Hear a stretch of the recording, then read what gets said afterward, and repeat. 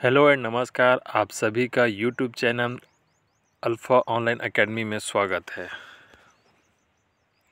पिछली क्लास में हमने कुछ समितियों के बारे में पढ़ा था। भारत में पंचायती राज के संवैधानिक विकास के बारे में हम लोग चर्चा कर रहे हैं। 1978 में दांतेवाला समिति खंड स्तर पर नियोजन के लिए गठित हुई थी। 1983 हनुमंतराव समिति जिला स्तर पर नियोजन के लिए गठित की गई थी। 1985 में आपका राव समिति का गठन किया था, जिसने 4 स्तरीय पंचायती राज की अनुशंसा की। राज्य स्तर पर राज्य विकास परिषद, जिला स्तर पर जिला परिषद, खंड स्तर पर मंडल पंचायत तथा ग्राम स्तर पर ग्राम पंचायत की अनुशंसा की। इन्होंने लोकतांत्रिकरण के स्थान पर नौकरशाही पर बल दिया, जिस कारण इस समिति की सिफारिशों की आलोचना हुई और इसे बिना जड़ की घास कहकर नकार दिया गया।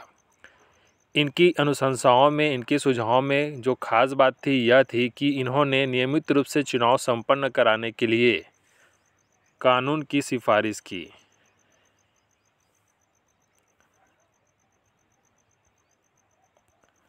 उन्नीस में राजीव गांधी सरकार द्वारा लोकतंत्र के विकास एवं पंचायती राज संस्थाओं के पुनरुद्धार हेतु इस समिति का गठन किया गया था।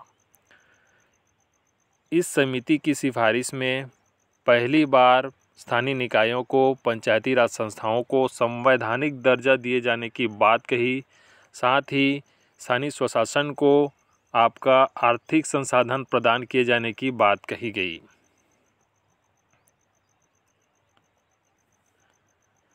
उन्नीस में बलवंत राय मेहता समिति का गठन हुआ था, जिसमें त्रिस्तरीय पंचायती राज की अनुशंसा की गई थी।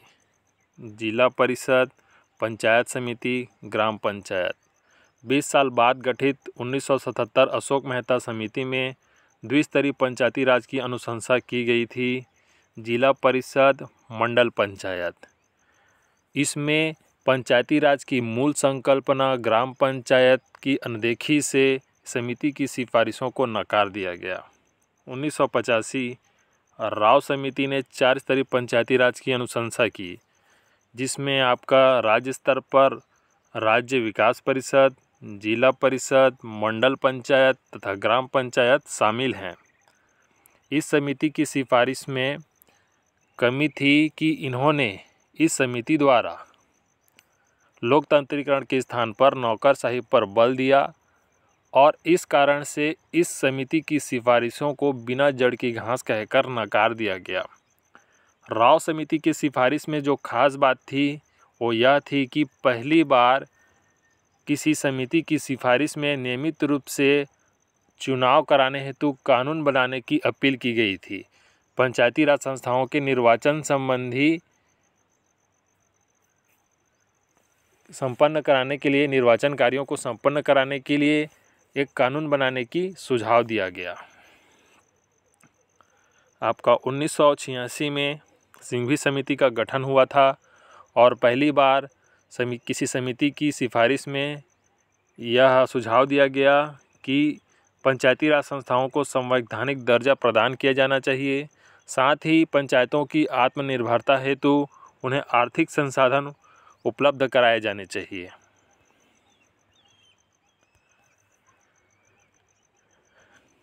हमारे लिए जो मुख्यतः आज की इस क्लास में 6 प्रमुख समितियां हैं, इसका अध्ययन हमने पहले क्लास में कर लिया था, लेकिन ये जो समिति बहुत ही महत्वपूर्ण है, इसलिए इसको फिर से दोहराते हुए चलेंगे। 1957 में बलवंत राय मेहता की अध्यक्षता में बलवंत राय मेहता समिति का गठन हुआ था। वर्ष 1952 में चलाए गए सामुदायिक विकास कार्यक्रम तथा 1953 के राष्ट्रीय प्रसार सेवा कार्यक्रम के उद्देश्यों को जो प्राप्त करने में वह असफल रहा, तो उस कार्यक्रम की असफलता की जांच के लिए इस समिति का गठन हुआ था। पहली बार बलवंत राय मेहता समिति द्वारा ही त्रिस्तरीय पंचायती राज की अनुशंसा की गई थी, जिसने जिला स्तर पर जिला परिषद, खंड स्तर पर आपका पंचायत समिति तथा ग्राम स्तर पर ग्राम पंचायत की अनुशंसा की। समिति की सिफारिशों के आधार पर ही भारत के पहले एवं तत्कालीन प्रधानमंत्री पंडित जवाहरलाल नेहरू जी द्वारा 2 अक्टूबर 1959 को नागौर जिला राजस्थान से पंचायती राज व्यवस्था का शुभारंभ किया गया। 20 साल बाद वर्ष 1977 में अशोक मेहता की अध्यक्षता में अशोक मेहता समिति गठित हुई। इसने द्विस्तरीय पंचायती राज की अनुशंसा की। जिला स्तर पर जिला परिषद तथा खंड स्तर पर मंडल पंचायत की। समिति की सिफारिश में पंचायती राज की मूल संकल्पना ग्राम पंचायत ही दिखाई नहीं दे रही थी, इसलिए यह समिति की सिफारिशों को नकार दिया गया या प्रभावशील यह समिति नहीं रहा। 1985 में राव समिति का गठन हुआ था, जिसने 4 स्तरीय पंचायती राज की आपका अनुशंसा की, जिसमें राज्य विकास परिषद, जिला परिषद, मंडल पंचायत तथा ग्राम पंचायत शामिल हैं। नौकरशाही पर बल देने के कारण बिना जड़ की घास कहकर समिति की सिफारिशों को नकारा गया था। इस समिति की सिफारिश में खास बात यह थी कि पंचायती राज के नियमित रूप से चुनाव संपन्न कराने हेतु कानून बनाने की अपील की गई थी या सिफारिश किया गया था।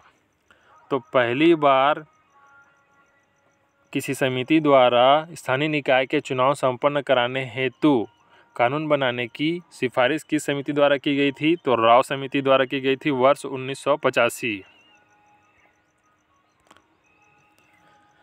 वर्ष 1986 में सिंघवी समिति का गठन हुआ था।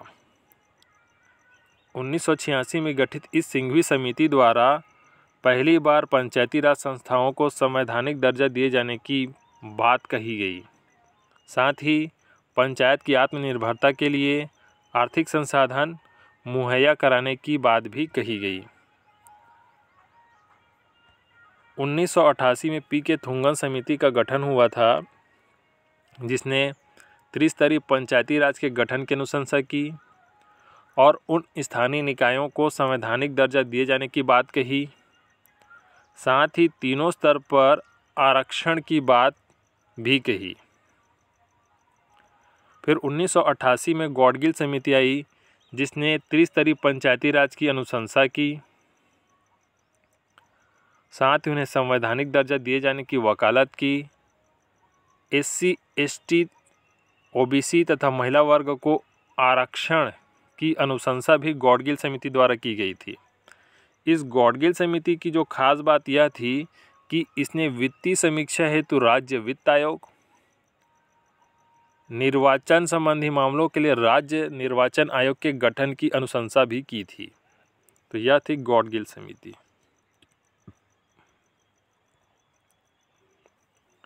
गॉडगिल समिति वर्ष 1988 ग्रामीण स्तर पर ग्राम पंचायत, जनपद पंचायत तथा जिला स्तर पर त्रिस्तरीय पंचायती राज के गठन की अनुशंसा, स्थानीय निकायों को संवैधानिक दर्जा दिलाने की बात, SC, ST तथा महिला वर्ग को आरक्षण की अनुशंसा, राज्य वित्त आयोग तथा राज्य निर्वाचन आयोग के गठन की अनुशंसा भी इस गॉडगिल समिति द्वारा की गई थी।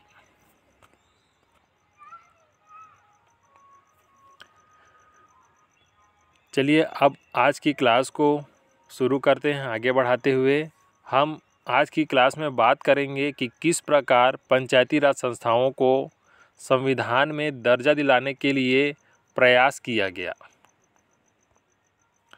भारत में पंचायती राज के संवैधानिकरण का प्रयास। पंचायती राज संस्थाओं को या स्थानीय निकायों को जो संवैधानिक दर्जा दिलाने का जो प्रयास था, पहली बार वर्ष 1989 में राजीव गांधी सरकार में देखने को मिलता है। जब राजीव गांधी भारत के प्रधानमंत्री थे, तब उनके कार्यकाल में 64वां संविधान संशोधन विधेयक जुलाई 1989 में पेश किया गया था, जो कि लोकसभा में पास हो गया, किंतु राज्यसभा में इसे खारिज कर दिया गया था।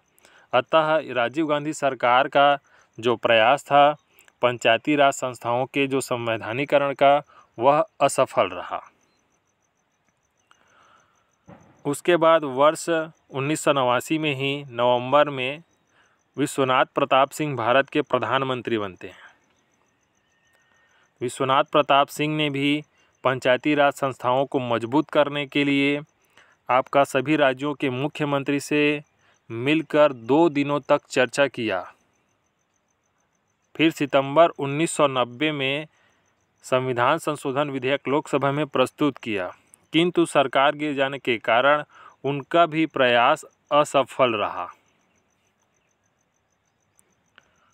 उसके बाद वर्ष 1992 में जब पी.वी. नरसिम्हा राव की सरकार बनी, तब 73वां संविधान संशोधन 1992 पारित करवाया गया और इसे 24 अप्रैल 1993 से देश भर में लागू किया गया।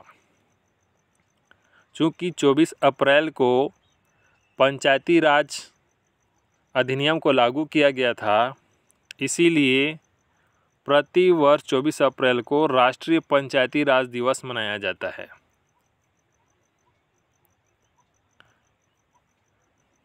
तिहत्तरवां संविधान संशोधन विधेयक 1992 के बारे में यदि हम चर्चा करें तो यह 22 दिसंबर को लोकसभा में, 23 दिसंबर को राज्यसभा में पारित हुआ, जिस पर भारत के तत्कालीन राष्ट्रपति शंकर दयाल जी द्वारा 20 अप्रैल को हस्ताक्षर किया गया था। और यह जो अधिनियम है 24 अप्रैल 1993 को भारत के राजपत्र में प्रकाशित हुआ, या यूँ कहें कि 24 अप्रैल 1993 को पंचायती राज अधिनियम लागू हुआ। उस समय भारत के तत्कालीन राष्ट्रपति कौन थे? तो शंकर दयाल थे। प्रधानमंत्री कौन थे? तो पी.वी. नरसिम्हा राव जी थे।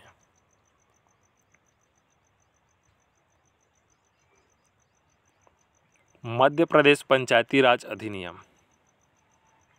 देश में पंचायती राज अधिनियम लागू करने वाला भारत का पहला राज्य है मध्य प्रदेश। 73वां संविधान संशोधन 1992 जब पास हुआ, शंकर दयाल जो तत्कालीन राष्ट्रपति थे और प्रधानमंत्री पी.वी. नरसिम्हा राव के जो कार्यकाल में 73वां संविधान संशोधन 1992 जो पारित हुआ, 24 अप्रैल 1993 को जो लागू हुआ, उसी की कड़ी में मध्य प्रदेश राज्य सरकार द्वारा भी विधानसभा में 30 दिसंबर 1993 को मध्य प्रदेश पंचायती राज अधिनियम पारित हुआ। मध्य प्रदेश पंचायती राज अधिनियम 1993 30 दिसंबर को पारित हुआ, जिसमें राज्यपाल का हस्ताक्षर 24 जनवरी 1994 को किया गया। उसके बाद वर्ष 1994 में ही 25 जनवरी को मध्य प्रदेश राजपत्र में प्रकाशित कर मध्य प्रदेश पंचायती राज अधिनियम 1993 लागू किया गया और इस प्रकार से देश में पंचायती राज अधिनियम लागू करने वाला देश का पहला राज्य बना कौन? मध्य प्रदेश।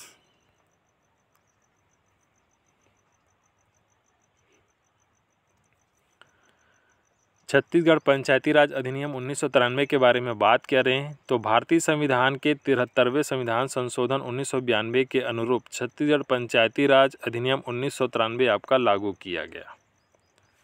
इस छत्तीसगढ़ पंचायती राज अधिनियम 1993 में 15 अध्याय, 4 अनुसूचियां व 132 धारा है। विधियों का अनुकूलन आदेश 2001 18 जून 2001 को छत्तीसगढ़ राजपत्र में प्रकाशित हुआ, जिसके तहत मध्य प्रदेश पंचायती राज अधिनियम में जहाँ जहाँ पर आपका मध्य प्रदेश शब्द लिखा हुआ है उसके स्थान पर छत्तीसगढ़ शब्द को स्थापित किया गया या उसके स्थान पर छत्तीसगढ़ शब्द को लिखा गया और उसे छत्तीसगढ़ में अपनाया गया। 1 नवंबर सन 2000 के बाद मध्य प्रदेश पंचायती राज अधिनियम 1993 में जो भी संशोधन हुए हैं वह छत्तीसगढ़ पंचायती राज अधिनियम 1993 में मान्य नहीं किए जाएंगे। यह है आपका विधियों का अनुकूलन आदेश 2001 जो कि छत्तीसगढ़ राजपत्र में 18 जून 2001 को प्रकाशित हुआ। तो इस प्रकार से भारत में पंचायती राज के संवैधानिकरण का प्रयास किया गया और इस सब का हमने अच्छे से अध्ययन किया।